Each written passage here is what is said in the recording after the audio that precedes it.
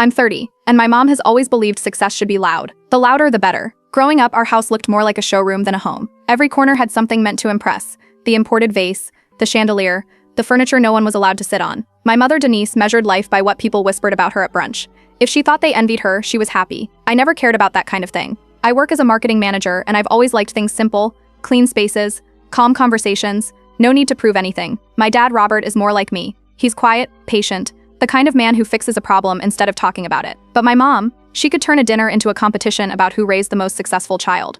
I met Adam when I volunteered at a charity build for low-income housing. He ran his own small contracting business, the type of man who'd rather fix a wall himself than hire someone. He was steady, good with his hands, and never bragged. That alone made him stand out to me. After a few months, we started dating seriously, and for the first time, I felt like I could breathe without pretending. The first time my mom met him, she looked him up and down and asked if he planned to stay in construction forever. It wasn't curiosity, it was judgment wrapped in politeness. She laughed it off, made a joke about him being hands-on in every sense, and the people around the table laughed too. I could see Adam's jaw tighten, but he didn't say anything. My dad gave me a small, apologetic look across the table.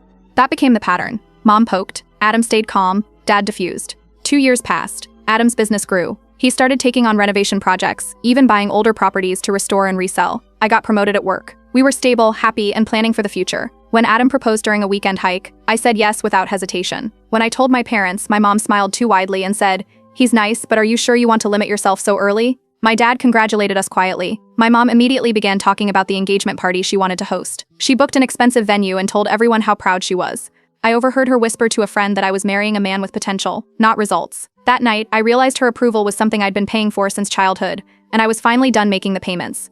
Adam overheard some of it too. But instead of reacting, he told me, people show their values when they think no one's listening. That's how he handled her, grace over confrontation. When the wedding came, she wanted a show. Adam and I decided to pay for most of it ourselves to keep control. My mom complained, but went along once she saw the photos would still look expensive. She kept assuming Adam was just comfortable, not realizing he already owned multiple investment properties under his company name. After the wedding, we moved into a cozy, newly built home that Adam had designed himself. My mom called it quaint. I started shortening our visits, keeping phone calls polite but brief. I thought things might settle once she saw we were happy. But instead, she started talking about the new neighborhood she deserved to move into, a luxury area she bragged about endlessly at her luncheons.